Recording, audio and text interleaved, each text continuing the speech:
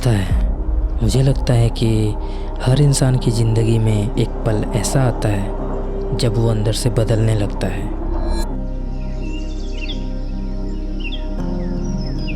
एक ऐसा लम्हा जो सिर्फ एक लम्हा नहीं होता, समय का वो फेर होता है जहाँ वो खुद को ही ढूंढने लगता है।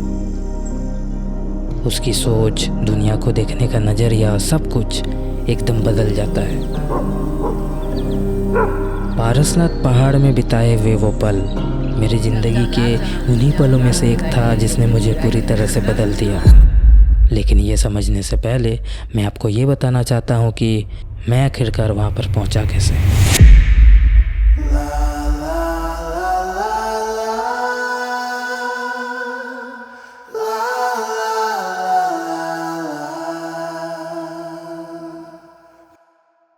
तो साल ख़त्म होने वाला था और न्यू ईयर की एंट्री होने ही वाली थी, और तभी मेरे फ़ोन पे कॉल आता है मेरे भाइयों का।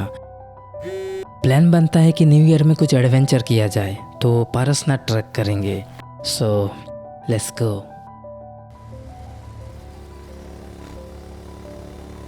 सुबह का वक्त था, ठंडी ठंडी हवाएं चल रही थी। रास्ते का नज़ारा दिल को सुकून दे रहा था। रोड के आसपास बादल इतने करीब आ गए थे कि जैसे रोड को छू रहे हों। सब कुछ इतना प्यारा लग रहा था कि बस रुक कर देखते ही रहने का मन कर रहा था।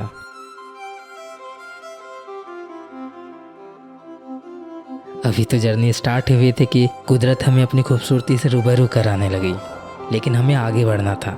नज़ारे का मज़ा लेते हुए हम धीरे धीरे आगे बढ़ने लगते हैं और लगभग 2 घंटे के बाद हम पहुंच जाते हैं पारसनाथ ट्रैक के स्टार्टिंग पॉइंट पे। पारसनाथ पहाड़ हमारे झारखंड का सबसे ऊंचा पहाड़ है और इसके साथ साथ ये जैन धर्म का सबसे बड़ा और सबसे महत्वपूर्ण तीर्थस्थलों में से भी एक है।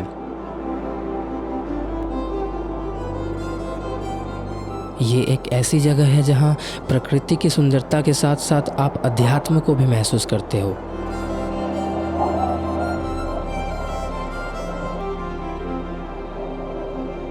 यहाँ लोग सिर्फ घूमने के लिए नहीं आते, मन की शांति और धार्मिक उद्देश्य से भी लोग यहाँ यात्रा करने आते हैं।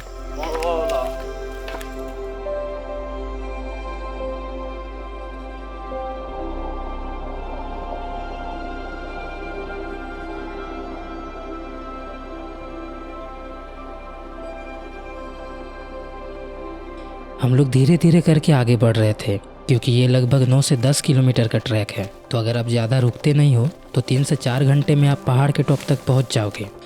और हाँ, इस ट्रैकिंग के दौरान आपको खुले लैंडस्केप ज़्यादा देखने को नहीं मिलेंगे क्योंकि पूरा ट्रैक घने जंगल से घिरा हुआ है। तो अगर आपको लैंडस्केप देखना है तो फिर आपको पहाड़ के टॉप तक चढ़ना ही पड़ेगा।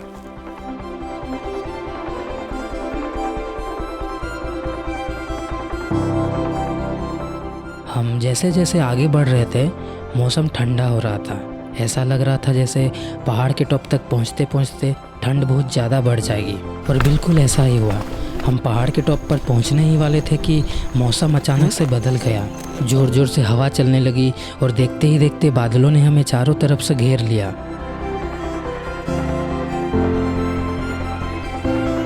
मैं उस वक्त क्या महसूस कर रहा था मैं आपको बता नहीं सकता। ऐसा लग रहा था जैसे प्रकृति अपनी एक अलग कहानी सुना रही हो, वो भी बिना किसी शब्दों के, जिसे आप सुन तो नहीं सकते लेकिन महसूस ज़रूर कर सकते हो।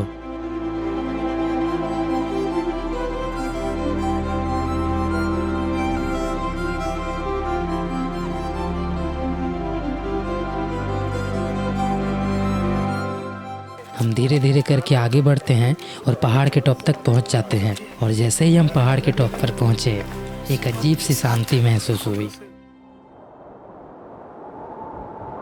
वो ठंडी ठंडी हवाओं का स्पर्श, बादलों का ज़मीन को चूमना और मंदिर से आती घंटी की आवाज़, सब कुछ बस सुकून दे रहा था, मानो जैसे आप स्वर्ग पे आ गए हो।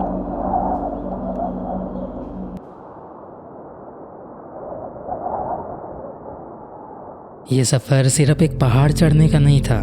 आज जब हम वापस लौट रहे हैं तो ये सिर्फ मंजिल तक पहुंचने की कहानी नहीं बनी, बल्कि एक नया नज़रिया मिला, एक अनुभव, एक याद, एक मेमोरी बनी जो हमेशा हमारे साथ रहेगी।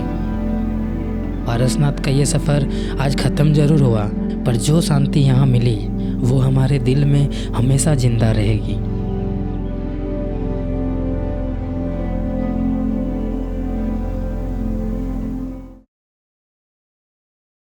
हाय बोल बाबू, हाय बोल दो।